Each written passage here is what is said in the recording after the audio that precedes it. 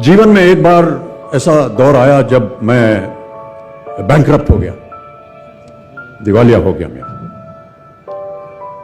मेरी बनाई हुई कंपनी घाटे में चली गई, करोड़ों का कर्जा चढ़ गया, मेरा व्यक्तिगत बैंक बैलेंस जीरो यानी शून्य हो गया। कमाई के सब जरिए बंद थे और सरकार की तरफ से घर पर कुर्की के छापे लग गए। यह बात धीरूभाई को पता चली। बिना किसी से पूछे या जाने उन्होंने अपने छोटे बेटे और मेरे मित्र अनिल से कहा, इसका बुरा वक्त है, इसे कुछ पैसे दे दो। अनिल ने मुझे आकर ये बताया, धीरू सज्जनों, जितना वो देना चाह रहे थे उससे मेरी सारी दुविधा और परेशानियां खत्म हो जाती। उनकी उदारता पर मैं भावुक हुआ, लेकिन मुझे लगा कि मैं उनकी उदारता को स्वीकार न कर पाऊंगा।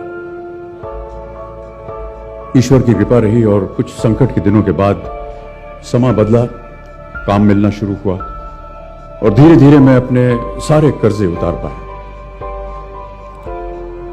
एक शाम धीरूभाई के निवास स्थान से इवेंट पर एक दावत के अवसर पर मुझे भी आमंत्रित किया गया।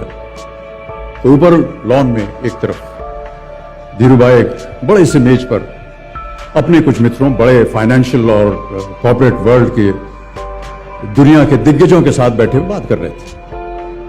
मुझ पर नजर पड़ी तो मुझे बुलाया और कहा, यहां मेरे साथ बैठो।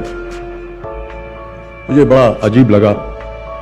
मैंने क्षमा मांगी और कहा, मैं उधर अपने मित्रों के साथ बैठा हूं, वहीं ठीक हूं। उन्होंने जिद की और बैठा लिया मुझे। फिर अपनी उस दिग्गजों की महफिल में उन्होंने कहा,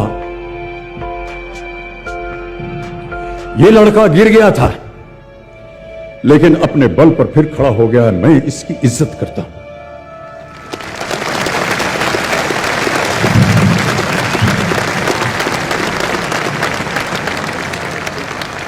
उनका ये व्यवहार और उनके वो शब्द मेरे लिए उस धनराशि से हजारों गुना ज्यादा मूल्यवान थे, जितना कि वे मुझे मेरी संकट से बाहर आने के लिए देने के लिए तैयार थे।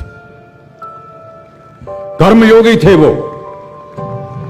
कहते थे, ईश्वर ने हमें दो मार्ग दिए हैं उन तक पहुंचने के लिए, एक भक्ति और ध्यान का और दूसरा कर्म और ज्ञान का।